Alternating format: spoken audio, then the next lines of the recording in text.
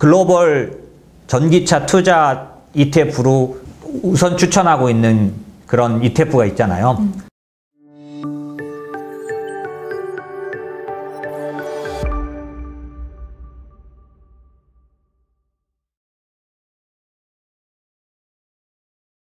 CS를 저희는 어떤 관전 포인트를 갖고 보냐면 계속 연달아 본 사람은 흐름을 볼 수 있는 부분이 있어요. 예를 들면 오늘은 제가 전기차라는 쪽의 그런 렌즈로 이렇게 CS를 보고 이제 추적하는 방법을 알려드릴 거거든요.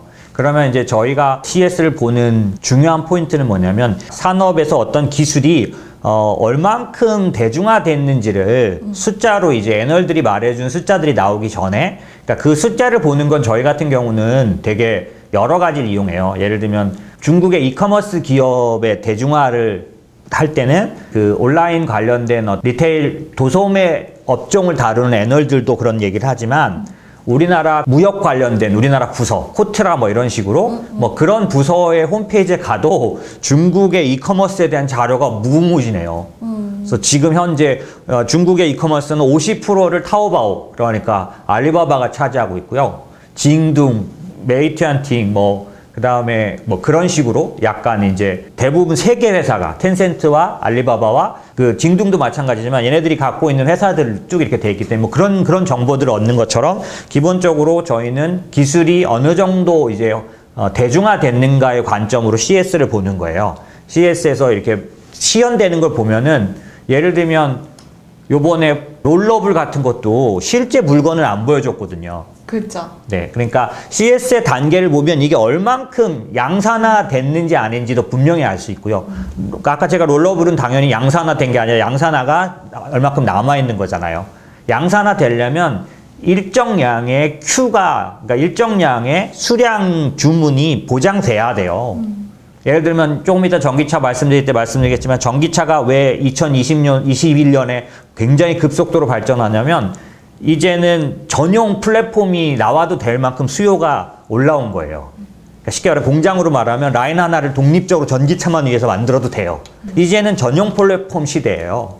예, 현대차도 지금 그래서 이번에 많이 올랐잖아요. 전용 플랫폼 내놨잖아요. 어쨌든 그런 것처럼 그런 식으로 이 CS를 통해서 얼만큼 수요가 커졌는지 단가가 떨어지는 속도가 그 기술의 대중화 속도를 좌우하는 거거든요. 그렇죠. 근데 이제 전기차가 2021년부터 침투율 5% 시대에 들어갈 거라고 말했을 거예요. 맞아요. 5% 시대에 들어간다고 하는 의미는 주가가 그때부터 드라마틱한 상승을 할 수 있는 그런 대중화율을 갖는다는 거고, 그 대중화율을 갖기 위해서는 단가가 떨어지는 게 제일 중요하니까 테슬라는 그 무엇보다도 단가에 초점을 두고 모든 전략을 가져가요.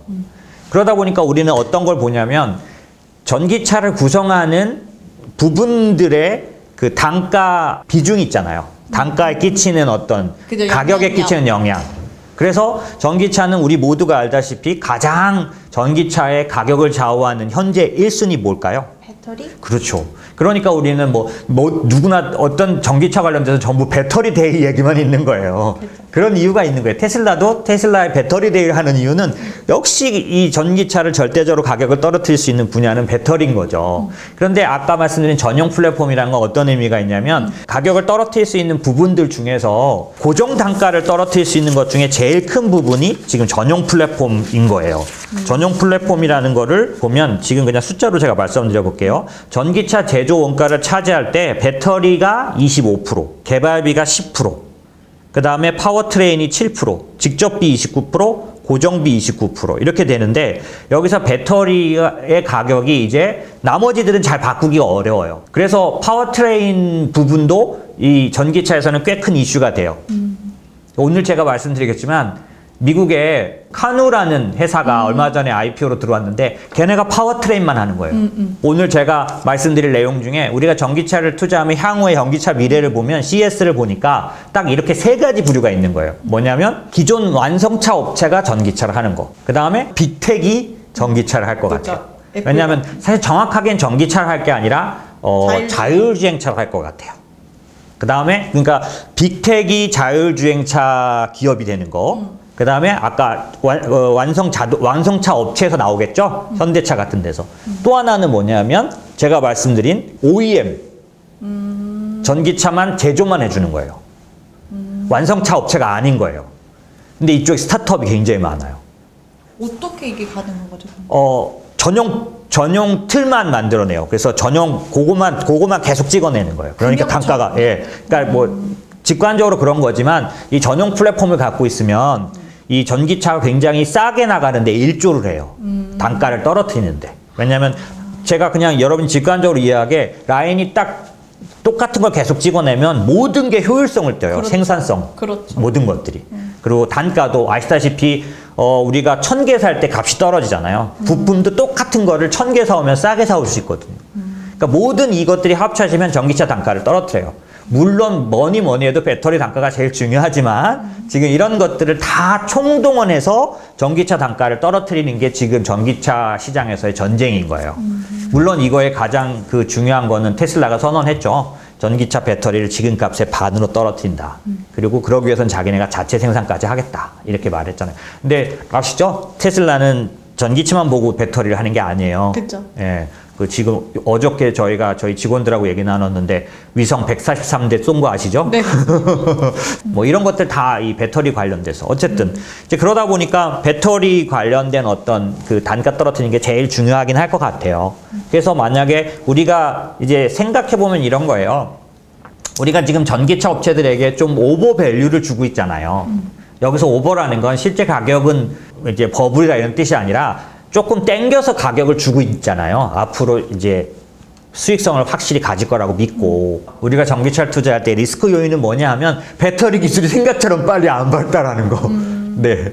그러니까 그런 것들을 생각해 볼 수 있기 때문에 저희가 전기차를 투자할 때는 그런 확률은 높은가를 보게 돼요. 그러니까 지금 제가 기술주 투자를 할 때 항상 얘기하는 꿈만 먹는 단계인가. 돈을 버는가. 지금 돈을 버는가. 이걸 알고 싶으면 예를 들어 배터리 같은 경우도 이게 생각보다 빨리 안 나갈 수 빨리 성장을 안 할 수 있을지 뭐 이런 것들을 생각해 보는 거죠. 예, 그런 것들을 판단해 보고 그러면은 그런 거에 주요한 데를 투자하는 거. 전 세계의 엄청난 기술 회사들이 배터리에서 창조적인 진보를 나타내기 위해서 총력전에 들어갔다는 거죠. 무슨 얘기인지 아시겠죠? 예. 그러면 아까 제가 말씀드린 2021년도에 이미 밸류에이션을 높게 받은 전기차 회사들이 퇴보할 수 있는 그 주가가 정당하지 못하다 그래서 주가가 내려올 수 있는 위험 요인, 리스크 요인 4-5거 중에 하나가 배터리 기술이 생각보다 빠르게 성장하지 못하면 이미 너무 가격을 빨리 준 거예요.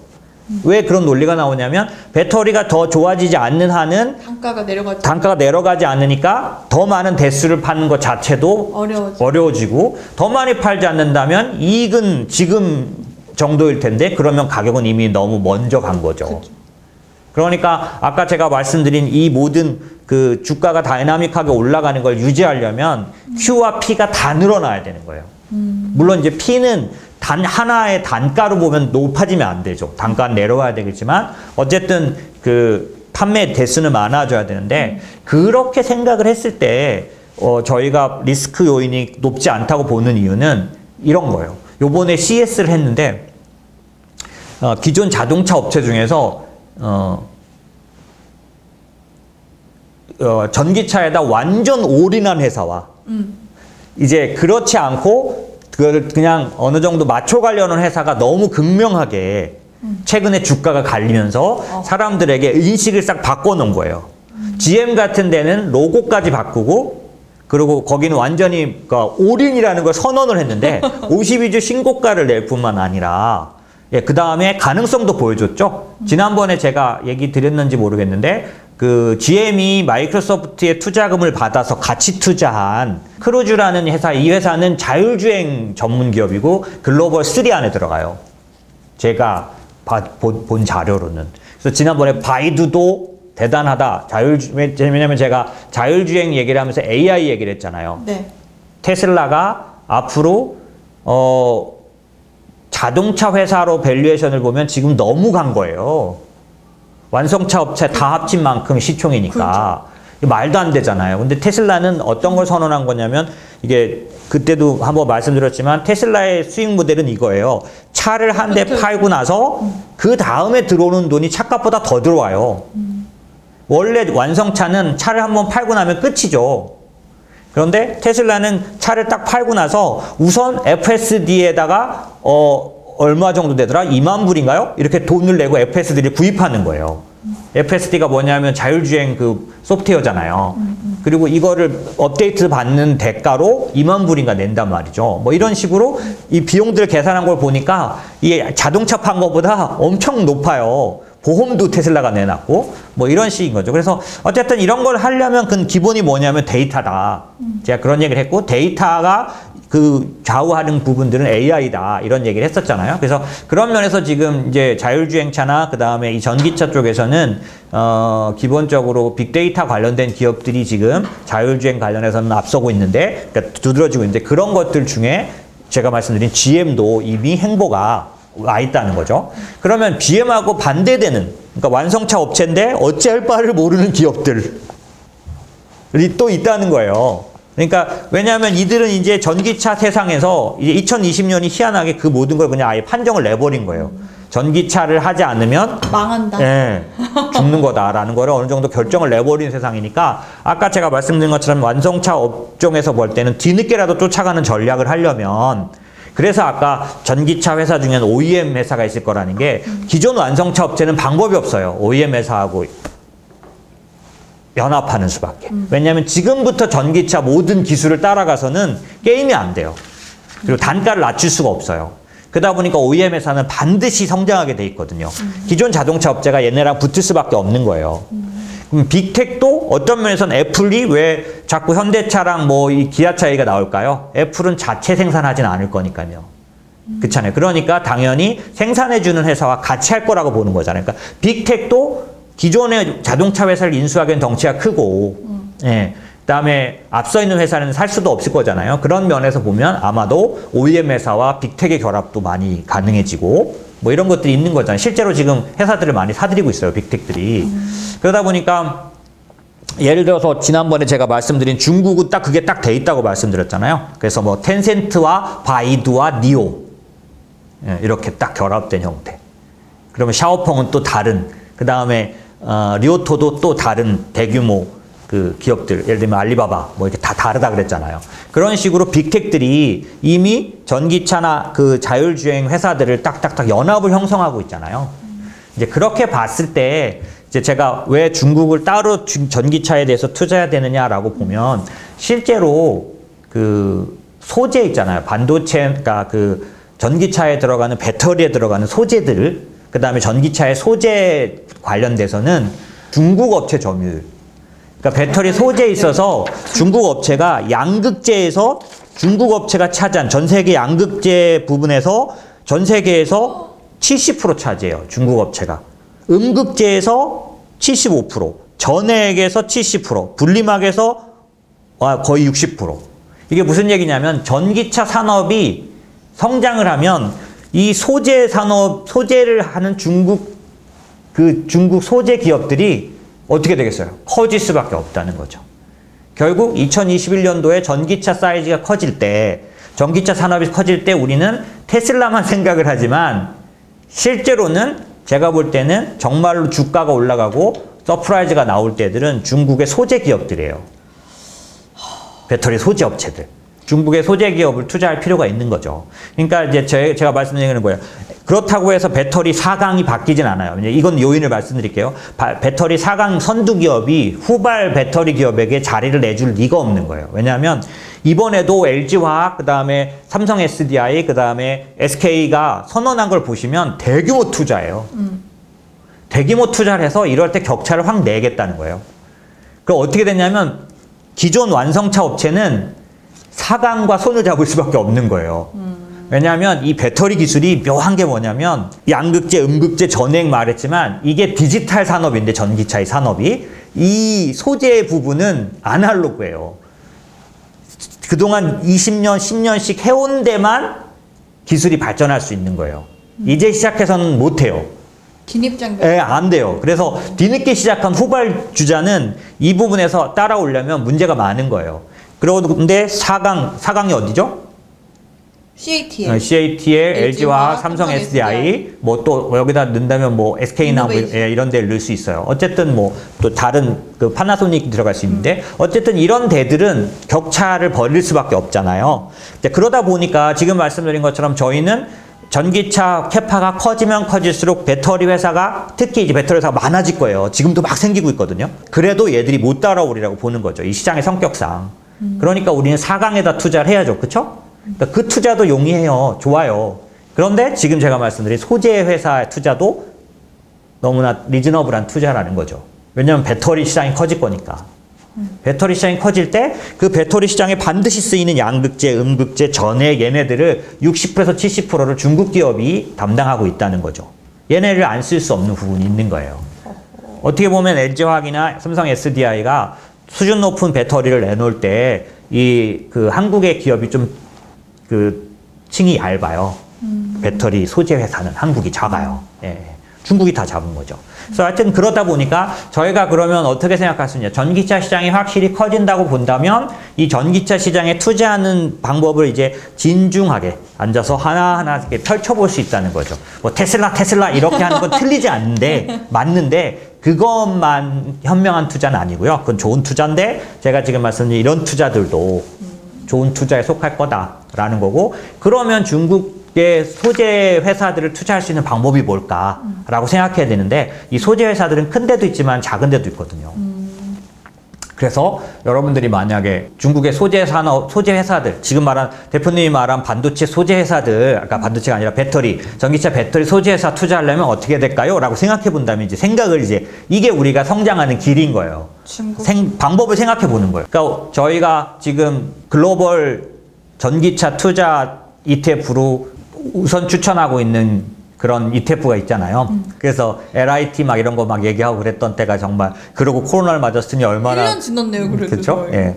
근데 그 LIT가 따져보시면 거기도 그게 참 좋은 투자인 게 원자재, 그다음에 배터리, 근데 거기도 40~50%는 소재 회사예요. 예, 글로벌 소재 회사요. 마찬가지 중국도 중국 전기차 시장을 따로 투자할 정도로 대상이 좀 좋을 것 같은데 그럼 중국의 전기차만 투자하는 회사, 그러니까 ETF 중에서도 소재가 좀 충분히 들어가 있는 데를 투자하시면 좋을 거잖아요. 그죠? 그렇게 봤을 때 저희가 이제 구체적으로 설명드리는 이제 우리 같은 경우는 투자를 했지만은 이제 추천드릴 수 있는 ETF 많지는 않아요. 그래서 말씀드린 것처럼 중국 그 전기차 시장은 따로이 좀 투자를 하시는 게 좋겠다. 지금 한국에 그 이미 국내에서 살 수 있는 ETF로 그 타이거 차이나 솔렉티브라는 게 나와 있고 그쵸. 얘 원본 그 벤치마크 인덱스는 똑같을 거예요. 글로벌 X가 내놓은 차이나 일렉트릭 그러니까 차이나 전기차 ETF. 그러니까 이거는 뭐냐면 글로벌 X가 홍콩 시장에 상장한 거예요. 얘를 그대로 따라가는 게 지금 말씀하신 타이거 차이나 솔렉티브라는 어쨌든 미래에 제시한 거예요. 예, 벤치마크 지수는 솔렉티브라는 데서 내놓은 인덱스를 따라가는 거라 똑같이 그게 붙어 있는 거예요. 근데 어쨌든 여기에 56% 정도가 소재 기업이에요.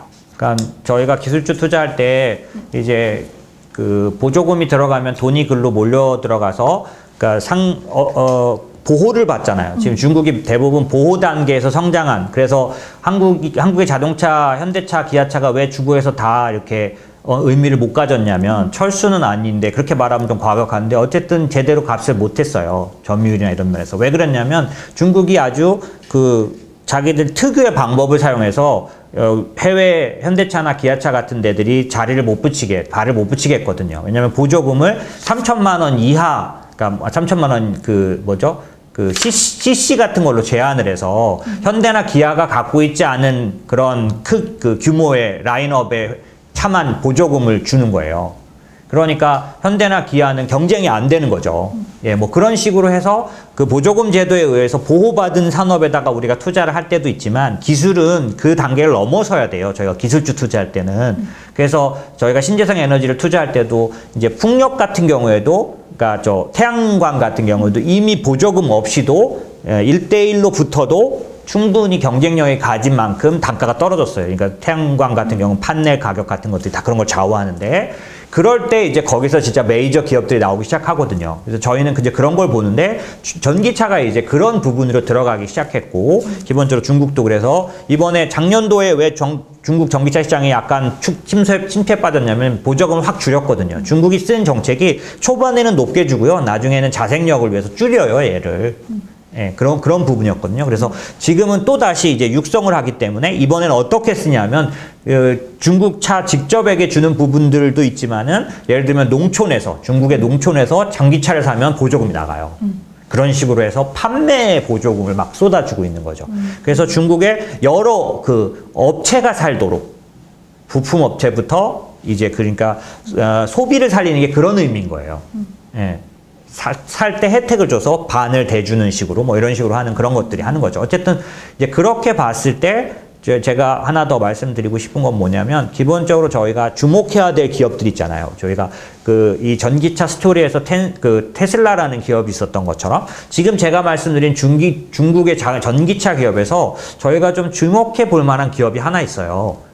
이제 테슬라 스토리 같은 정도는 아니더라도 상당히 특이한 기업인데 어디냐면 지리예요, 지리. 그러니까 여기 많이 말씀하셨잖아요. 그러니까 지리 자동차는 어떤 면에서 특이하냐면 아까 제가 말씀드린 전기차의 여러 나중에 이제 자율주행 가고 그 다음에 이 사실 테슬라의 마지막 모델은 데이터 플랫폼으로 완성하고 싶다고 했다 그랬잖아요. 이 전기차를 하나의 디바이스, 스마트폰 같은 저희는 마지막 단계 뭐라 그러냐면 폼 팩터라고 해요.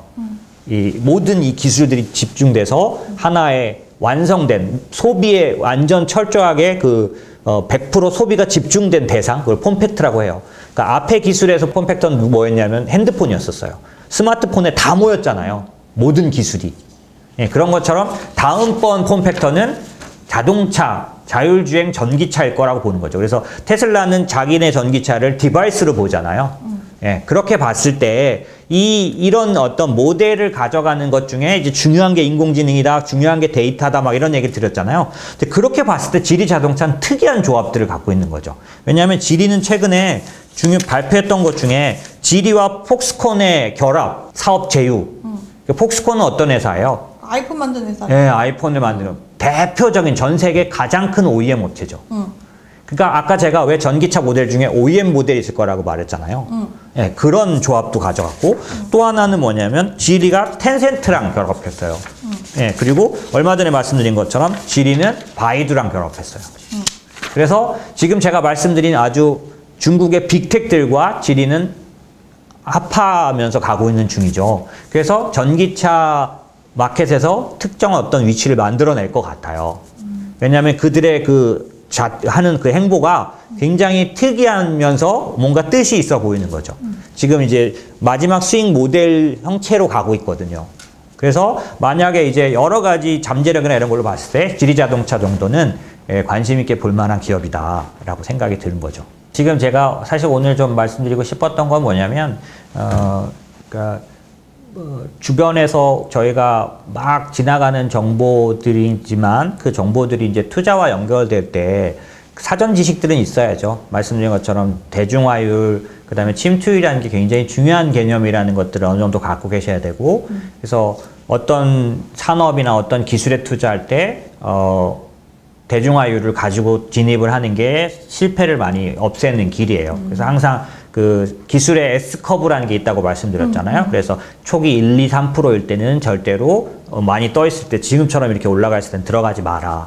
반드시 다시 내려와서 자리를 잡고 소위 말하는 이제 캐즘 그 다음 단계지만은 어쨌든 어떤 그 절벽 같은 그런 협곡 같은 데 빠지게 돼 있다. 다시 본격적으로 올라가는 게 한 5%에서부터 올라가는데 5%에서 10% 단계가 과거의 경험상으로 보면 제일 많이 주가는 움직이는 때고 이 5%에서 10%, 15% 단계는 그 대신 투자하는 방법이 개별 기업을 투자하는 것보다는 거기에 메이저 기업이 될 후보군들을 한꺼번에 투자하는 게 훨씬 더 효과적이다. 라는 얘기를 드렸고, 왜냐하면 사실 솔직히 테슬라가 많이 오르긴 했지만 니오도 많이 올랐고요. 그러니까 2차 전지도 같이 많이 올랐잖아요. 예, 그래서 굳이 테슬라만 독보적으로 오른 게 아니니까 그런 면에서는 이 한 5%에서 15% 정도 가는 동안에는 전기차 업종에 대한 광범위한 투자가 좀 필요한데, 그렇다고 해서 무분별하게 투자하는 게 아니라 아까 제가 말씀드린 어떤 그 포인트들이 있다. 그 포인트들을 뽑아낼 때 이제 저희가 얘기했었잖아요. 무슨 얘기하냐면 이제 소재 업체가 들어가 있는 데를 투자하거나 뭐 이런 것들 얘기할 때 그러기 위한 이제 15%에서 한 15%, 20%를 가는 구간, 그 다음에 20%에서 30% 가는 구간 투자가 다른데 한 15%, 20%까지 가는 구간에는 가장 좋은 수단이 ETF예요.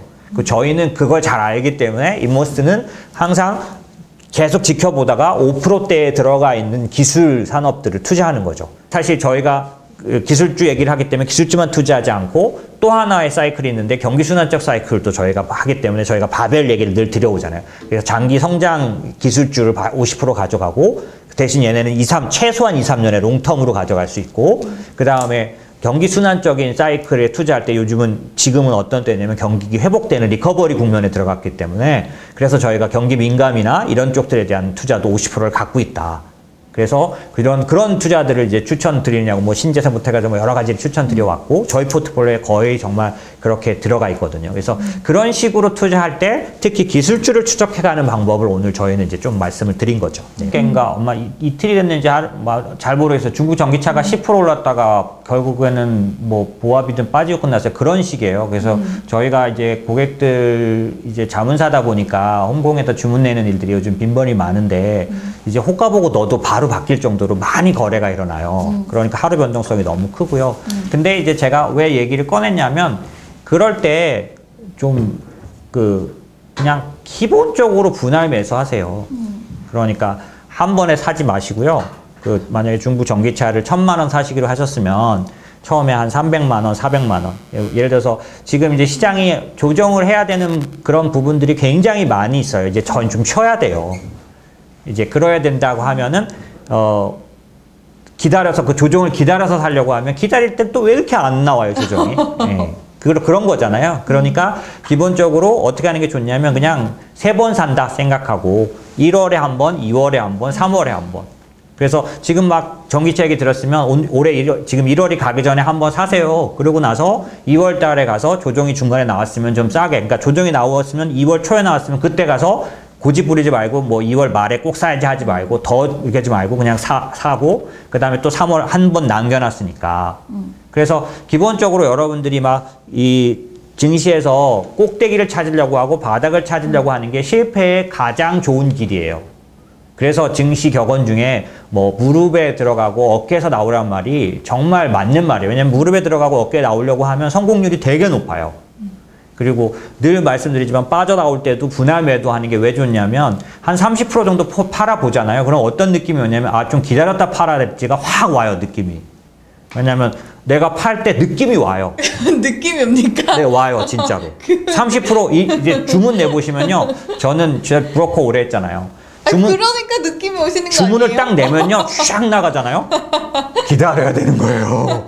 내가 막 호가 내려가면서 팔잖아요. 그럴 땐 빨리 팔아야 되는 거고요. 어쨌든지 간에 분할 매도해도 어떻게 되면 잘 들어보세요. 30% 팔았는데 올라가잖아요. 주식시장은 기억하세요. 지나치게 오르고 지나치게 빠져요. 지나치게 오르기 때문에 어떻게 대응해야 되는 줄 아세요? 여기쯤이면 팔아야지라는 걸 아무도 몰라요. 그러니까 30% 팔고 기다렸다고 팔면 더 위에서 팔 거 아니에요? 그죠? 올라간다면. 그리고 또 한 번 팔면 내가 팔고 나서 좀 올라가도 전혀 안타까워하지 마세요. 살 때도 마찬가지. 지나쳐 빠져요. 그러니까 바닥이야 이런 거 맞힐 수 있는 사람 없어요. 바닥 맞추려고 하면 어떻게 되냐면 이제 내일 사야지 했는데 내일 아침에 9% 올라서 시작해요. 이게 비일비재해요. 그러니까 제가 말씀드리고 싶은 건 뭐냐면 어쨌든 분할 매수하고 분할 매도 하세요.